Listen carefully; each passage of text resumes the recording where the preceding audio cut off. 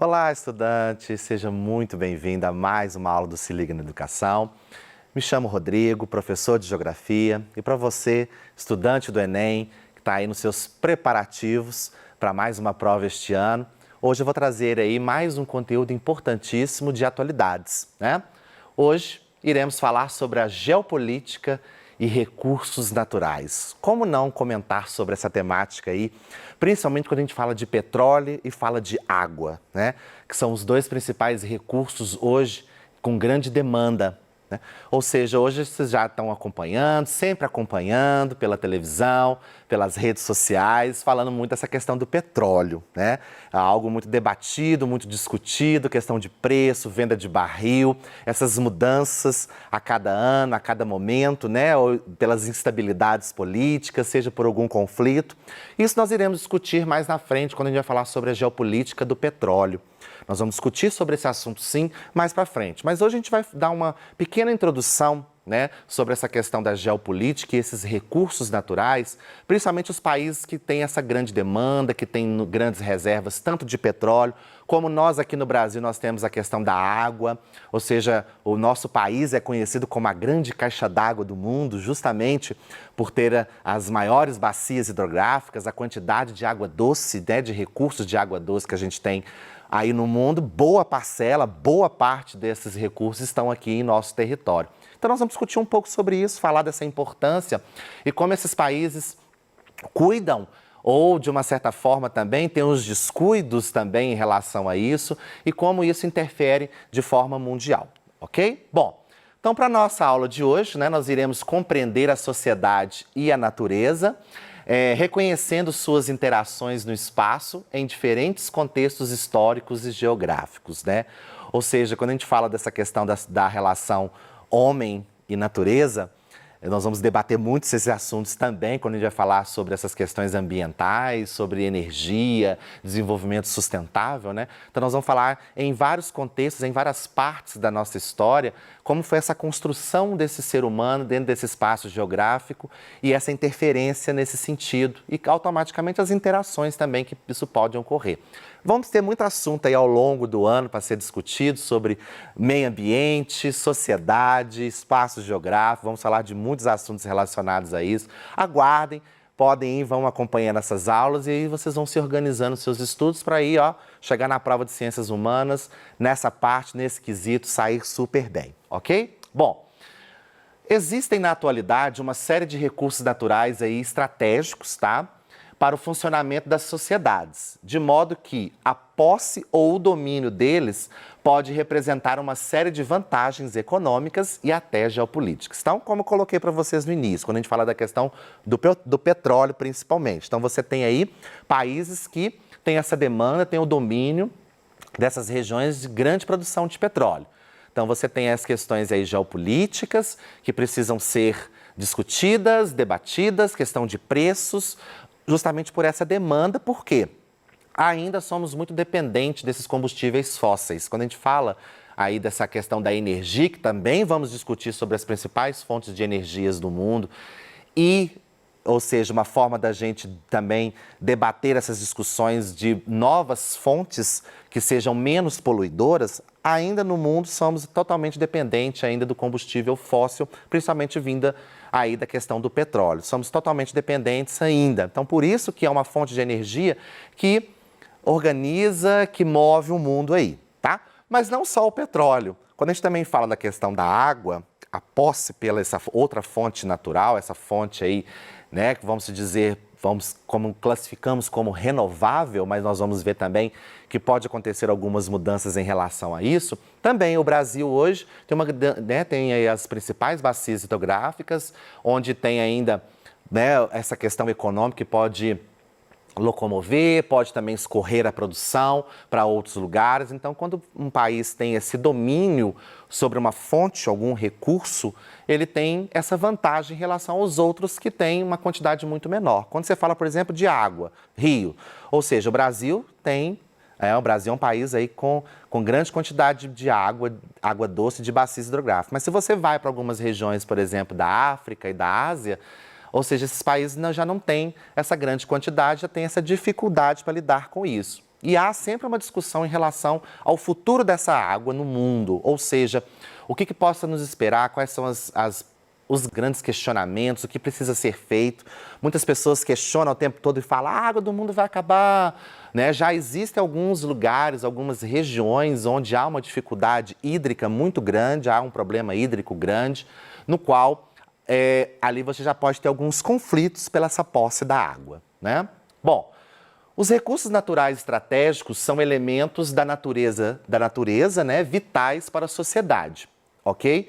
E por isso, muitos disputados mundialmente, com destaque para a água e o petróleo. Então aqui nós temos uma imagem, podemos aí resumir bem esses dois grandes recursos naturais, extremamente estratégicos e que em algum momento são discutidos qual o futuro desses recursos naturais. Quando a gente fala de petróleo, classificamos ele como um recurso não renovável.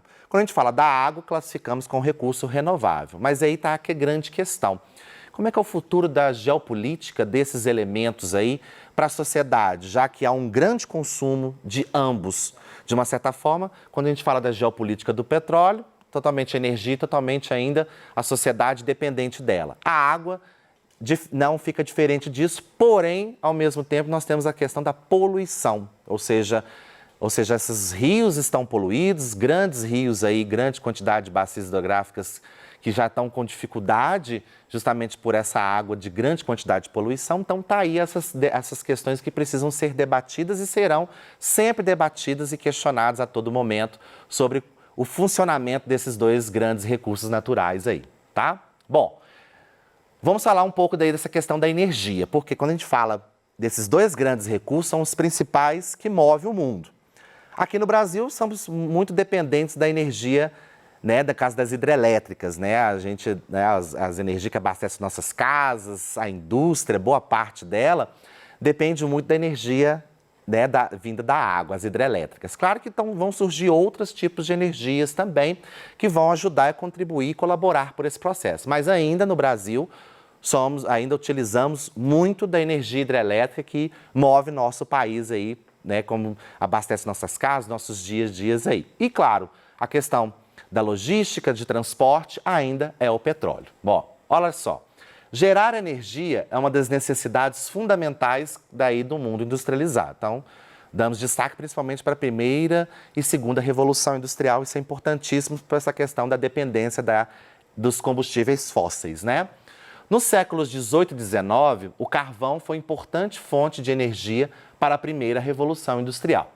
No século XX, a utilização do petróleo e de seus derivados substitui o carvão como base da matriz energética mundial, um recurso natural aí, no caso, não renovável. Então, vocês viram, estudaram também, né, da parte da história sobre o carvão, né? Era a principal fonte que abastecia as indústrias quando você teve ali o auge da Revolução Industrial na Europa. O carvão era a principal fonte de energia ali da região. Depois, com as descobertas de novas regiões, né, de produtoras aí do derivado disso, veio aí o petróleo e aí até hoje não conseguimos ainda substituir essa grande fonte, que ela é um recurso não renovável, mas infelizmente também é uma fonte altamente poluidora. Então essas são as questões que são debatidas e precisam ser resolvidas, né, em relação ao nosso futuro da sociedade, porque também se discute muito a questão da camada de ozônio, essa questão do efeito estufa, entre outros outros problemas que a gente tem em relação à questão do meio ambiente, né? Bom, os recursos naturais, assim chamados, quando analisamos a relação aí, no caso, homem-natureza, tá? Isso ocorre devido ao uso da natureza pelos humanos para a transformação do espaço em que vivemos. Então, quando a gente pega a história da humanidade, né, sempre tivemos essa grande relação com a natureza, essa dependência no sentido daquilo que ela nos oferece, ok? Então, quando a gente fala de recurso natural, é aquilo que, quando o homem, desde os seus primórdios, né, ele foi construindo o seu espaço geográfico, transformando, então utilizando várias partes desses recursos em benefício próprio. Tá? Então aqui você tem aí uma imagem que possa ilustrar isso bem, essas questões da alimentação, do espaço, da energia, do uso e dessa transformação do espaço geográfico aqui. Bom, Os recursos naturais, como eu coloquei lá no início, eles podem ser classificados em dois grandes grupos, os chamados grupos renováveis e não renováveis. O que significa isso, professor?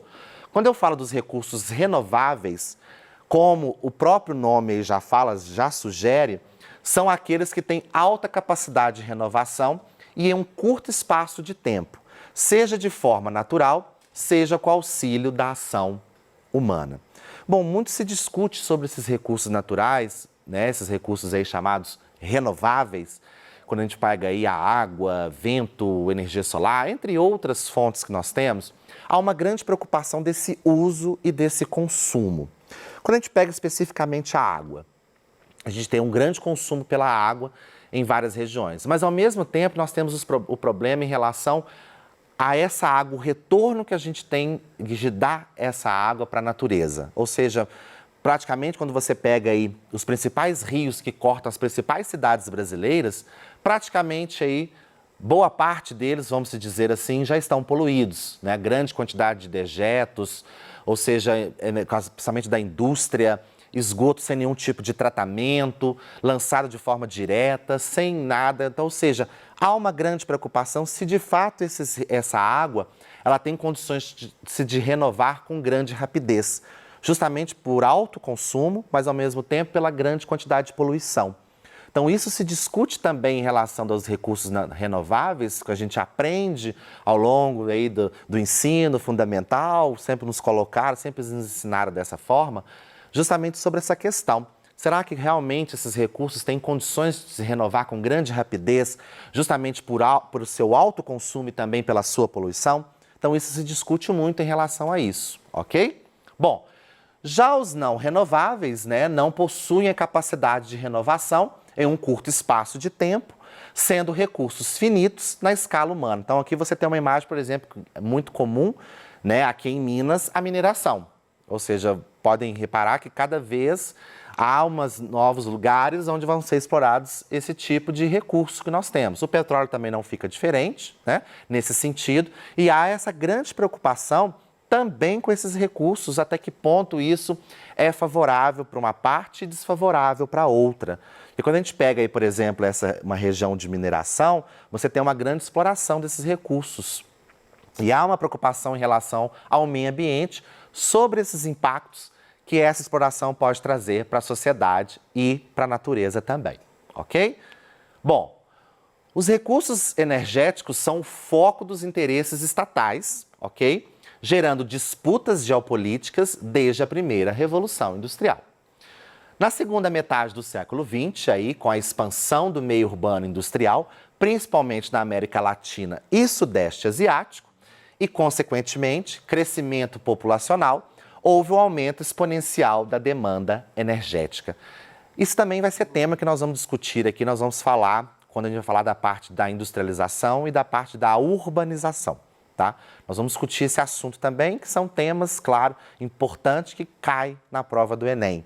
Né? Falar dessa questão, dessa relação, essa nova relação do espaço urbano, essa questão da sociedade, crescimento urbano populacional, desigualdade, entre outras temáticas relacionadas a isso. Mas quando a gente fala aqui dessa questão, dessa expansão do meio urbano aí industrial, há um grande impacto dessa demanda por mais fontes de energia.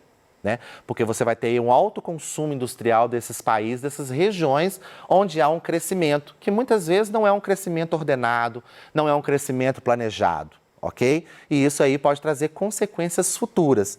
Mas há interesses também, principalmente de países desenvolvidos, nessas regiões, justamente por serem regiões, regiões mais pobres, onde há uma grande dificuldade para gerir esses recursos e há um interesse desses países desenvolvidos para ter esse domínio nessas regiões, tá? Para tomar a posse aí, ter o controle dessas regiões, justamente por fatores aí geopolíticos, né? De interesses, de poder e, claro, para poder ter esse controle aí em determinadas regiões onde há uma dificuldade econômica muito grande, ok?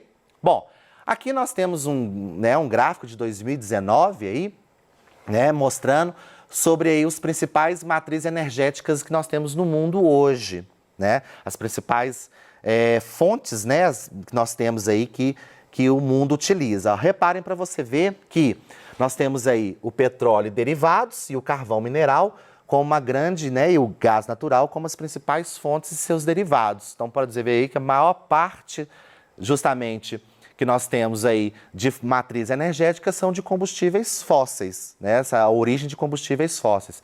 Por isso que aí nós vamos discutir a questão do desenvolvimento sustentável lá na frente, falar do meio ambiente, dessa problemática, o que precisa ser resolvido, né? Nós também temos aí os 5% em relação à energia nuclear. Aqui, realmente, para você ver, né, energia hidráulica, porque se você faz uma comparativa no mundo hoje, o Brasil é o que tem aí a parte da maior matriz energética nossa, né, no nosso país, ela é de origem hidráulica. Também temos aí a 9,3, há um crescimento em relação aí à biomassa e os outros, né, que isso aí é a fonte de energia solar, né, da energia dos ventos também, que ainda precisa ter um crescimento, ainda há investimento. Por quê? São algumas fontes que ainda são caras para algumas regiões, para alguns países. Investir nesse tipo de energia é caro, então não tem condições ainda de fazer essa gestão da melhor forma possível, de trazer essas fontes mais limpas possíveis de energia. Mas se discute muito hoje no mundo, né? Hoje, né, temos reuniões, conferências que muitas vezes não chegam aos seus acordos necessários porque precisamos repensar a nossa forma de utilizar energia e quais são essas energias que precisam ser mais limpas possíveis para poder amenizar os principais impactos ao meio ambiente. Bom, um dos maiores desafios para se evitar uma crise energética é a busca por fontes de energias mais eficientes, limpas e renováveis, né? Bom, segundo o último relatório disponibilizado pela Agência Internacional de Energia, no caso aí de 2014, tá? O consumo de energia através de fontes não renováveis ainda representava a maior parcela da matriz, aí no caso mundial, que a gente volta aqui no gráfico, né? Quando você pega aí o carvão mineral, o petróleo e seus derivados e o gás natural. Ou seja, você tem as principais fontes, que a grande maioria que move principalmente as indústrias e o transporte hoje no mundo, mas precisamos buscar soluções, buscar aí investimentos, no caso aí para essas novas fontes cada vez mais limpas e possivelmente mais renováveis para poder contribuir aí com relação ao meio ambiente. Bom, quando falamos em matriz energética mundial, as fontes renováveis representam apenas 13% do total em países industrializados, né? Nações consideradas em desenvolvimento têm um índice ainda menor, apenas só de 6%. Então, é muito pouco, né? Quando a gente fala dessas energias mais limpas e renováveis, ainda é muito pouco. E precisamos de, né, trabalhar para poder investir mais nessas energias mais limpas, ok? Bom, vamos para as nossas considerações finais, né? Então, deixo a dica para você, estudante, sugestão que leia, acompanhe, sempre esteja informado em relação às fontes de energia. Nós vamos falar aqui também nas próximas aulas, pode aguardar, vamos ter outras aulas em relação a essas fontes, meio ambiente, mas já vou adiantando para você que você já pode começar para fazer as suas leituras aí em relação a isso, que isso, consequentemente, com certeza, vai ter uma questãozinha falando sobre energia e meio ambiente e natureza, né? Vamos lá. A questão energética está no centro dos mais importantes debates contemporâneos, né? Apresenta-se como peça fundamental da engrenagem capitalista, ok? E recurso de alta prioridade para os países mais desenvolvidos do mundo. Os combustíveis fósseis, aí no caso como o petróleo, o carvão mineral e o gás natural, representam ainda 80% das fontes energéticas do planeta. Então, sendo justamente as fontes responsáveis pela maior parcela da poluição ambiental, ok? Então aqui são as referências. Mais uma vez, caro estudante, obrigado pela sua participação.